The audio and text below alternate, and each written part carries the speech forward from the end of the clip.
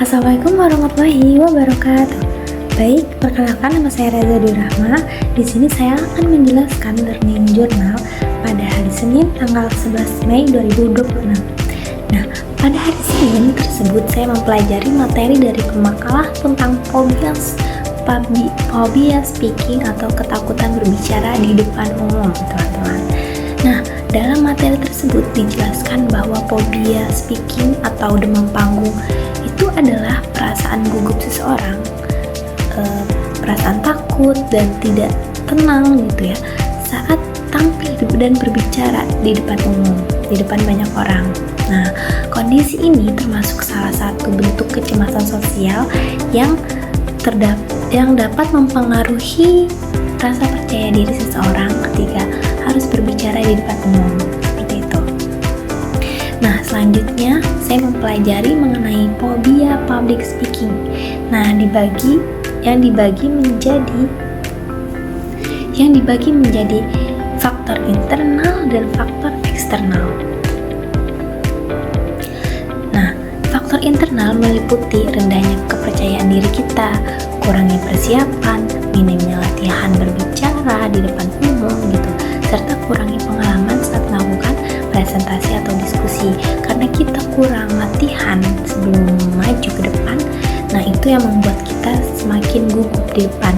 Nah, sedangkan faktor eksternal meliputi pengalaman negatif di masa lalu, seperti pernah gagal presentasi atau menerima kritik yang menjatuhkan, serta tekanan dari banyaknya audiens yang dapat meningkatkan rasa cemas dan takut gitu. Jadi kita itu punya bayang-bayang masa lalu yang dimana kita takut untuk maju ke depan gitu. Nah, materi berikutnya membahas tentang ciri-ciri phobia public speaking. Nah, secara fisik seseorang ini dapat mengalami jantung berdebar, berkeringat, gemetar, mulut kering, dan sesak napas. Nah, dari sisi psikologis muncul rasa takut dinilai, panik, pikiran menjadi blank, dan kurang percaya diri. Nah, selain itu teman-teman, dari segi perilaku seseorang cenderung menghindari tampil di depan umum, berbicara terlalu cepat atau terlalu pelan. Nah, itu juga tidak baik gitu, serta menghindari kontak mata dengan audiens sehingga apa yang disampaikan itu tidak hidup. Nah, tingkatan kecemasan juga dapat berbeda-beda, mulai dari ringan hingga berat sampai tidak mampu bicara di depan umum sama sekali gitu. Nah, kemudian juga saya mempelajari dampak dari phobia public speaking ini teman-teman, atau public speaking anxiety. Dari sisi psikologis, kondisi ini dapat menimbulkan rasa gugup berlebihan teman-teman, takut dinilai negatif, rendah, dan overthinking yang lain-lainnya saat berbicara di depan umum. Nah, dari sisi akademik dan karir, kecemasan berbicara di depan umum ini dapat menurunkan performa presentasi kita teman-teman, mengurangi partisipasi dalam diskusi, dan menghambat kemampuan komunikasi profesional kita gitu.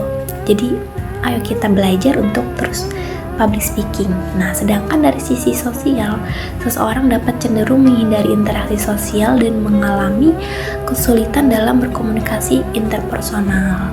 Nah, dari pembelajaran ini saya memahami bahwa phobia public speaking merupakan masalah yang dapat dialami oleh banyak orang dan dapat mempengaruhi kehidupan sehari-hari kita.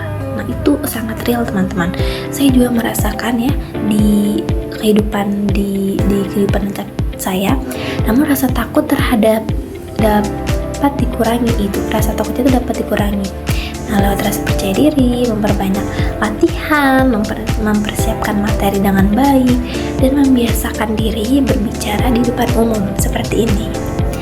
Nah, saya juga menjadi lebih termotivasi nih untuk melatih kemampuan komunikasi agar lebih percaya diri saat berbicara di depan banyak orang, seperti itu.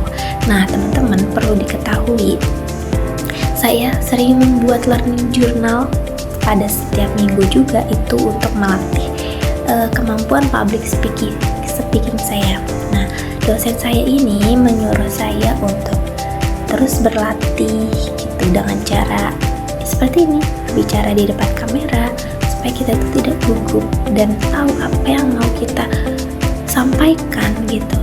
Dan kita tuh tidak perlu cemas dan tidak perlu gugup ketika kita sudah bisa menguasai materi yang akan kita bawakan di depan umum. Seperti itu teman-teman. Oke? Mungkin hanya itu yang dapat saya sampaikan, kurang lebihnya mohon maaf. Wassalamualaikum warahmatullahi wabarakatuh.